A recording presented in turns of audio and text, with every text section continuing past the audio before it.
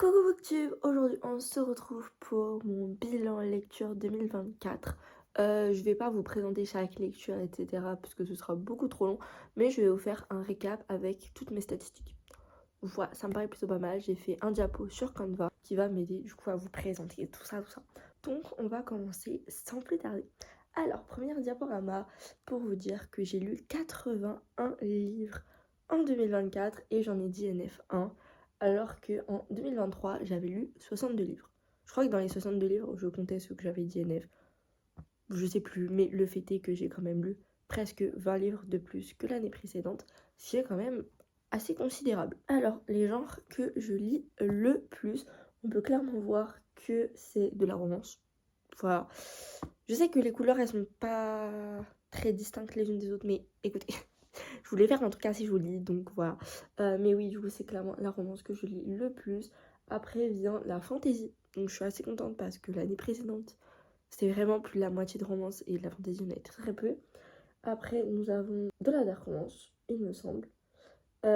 Puis de la dystopie et enfin autre. Autre, c'est quand par exemple je lis une science-fiction, je sais pas, mais bref, vous voyez, quand je lis pas beaucoup de livres d'un genre, bah, je les regroupe tous dans autre parce que ça sert un peu à rien de faire chaque fois le genre. Voilà, quand il y en a un en tout cas, ou deux.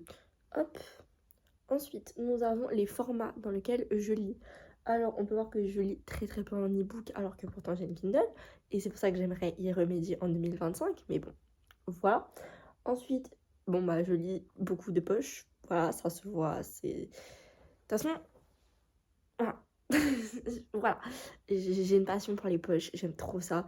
Et puis, c'est pratique parce que déjà, tu peux l'emmener facilement un peu partout, puisque c'est petit.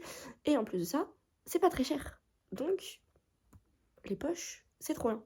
Ensuite, nous avons les reliés. Voilà, bah en même temps, j'en lis pas énormément. Puisque ça reste quand même assez cher, on va pas se mentir. Il y en a plein qui en achètent tous les mois, je sais pas combien et tout. Bah franchement, vous avez de la chance parce que personnellement, je peux pas me permettre de m'acheter 36 000 reliés par mois. Voilà, je m'en concentre sur 2 maximum, c'est déjà beaucoup. Donc voilà. Et après, nous avons les brochets. Pourtant, chaque année, je me fais la réflexion et pourtant, voilà. Mais j'ai l'impression de pas lire tant que ça en brochet. Et pourtant, bah, c'est ma deuxième source de format que je lis le plus. Donc à chaque fois, je suis étonnée, mais écoutez, voilà. Ensuite, nous avons le nombre de livres que je lis par mois. Donc on peut clairement voir que le mois où j'en ai lu le plus, c'est en février, où j'en ai lu 12. Puis après, on peut également voir les livres que j'ai achetés. Donc en général, ça se compense, sauf en décembre où il y a un énorme pic, mais bon, les cadeaux de Noël, vous-même, vous savez. Et après, j'ai voulu faire les relectures. Il n'y en a que 2 au mois de décembre. J'aimerais relire plus de livres en 2025. Donc c'est pour ça que je vais me challenger un petit peu. Mais en soi, techniquement, j'ai fait d'autres relectures. Mais je les compte pas vraiment comme des relectures. Par exemple, Lexstone, que j'ai lu cette année, c'était une relecture puisque je l'avais lu sur Wattpad. Mais comme je n'avais pas déjà le livre dans ma bibliothèque, que je ne l'avais pas déjà lu physiquement, je ne le compte pas comme une relecture. Pareil pour Troublemaker. Voilà. Donc c'est pour ça qu'il y a des relectures. Techniquement, c'est des relectures, mais pas vraiment, puisque c'est pas exactement le même texte et que j'avais pas déjà les livres dans mes bibliothèques. Voilà. Donc là, les seules relectures, c'est les livres que j'avais déjà lus en physique qui étaient déjà dans ma bibliothèque. Je sais pas si c'est clair, mais voilà.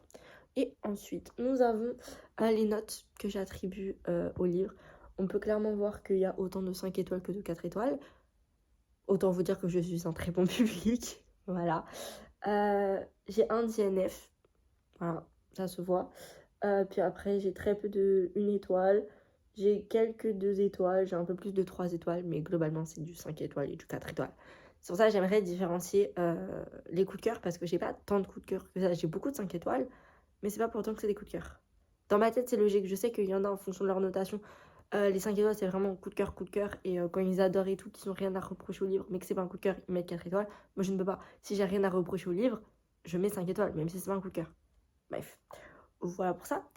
Et ensuite, nous avons le statut. Donc le statut, c'est où j'en suis dans la saga ou quoi. Bref, vous allez comprendre.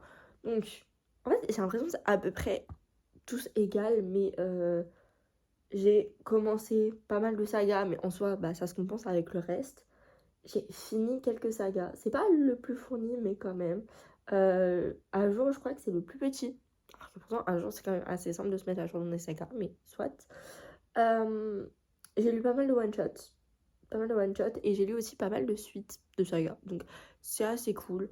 Voilà, faudrait peut-être que je change la forme de ce graphique parce que je trouve qu'on s'y repère pas tant que ça. Enfin bref. Ensuite, petite mention spéciale pour la saga Shatter Me que j'ai commencé et fini en 2024. Clairement, j'ai lu toute la saga en 2024. C'était trop bien. Bon, juste la fin m'a déçue si vous avez suivi, voilà.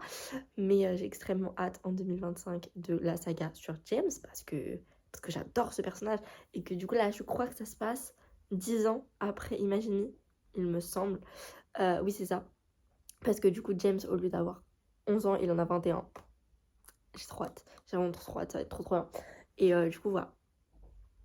Voilà. Petite mention spéciale. L'année dernière c'était Pretty Mystery puisque j'avais découvert cette autrice et j'avais lu 9 de ses livres et ça avait été des coups de cœur quoi. Ou 6. J'avais lu 6 de ses livres. Cette année, j'en ai lu 3.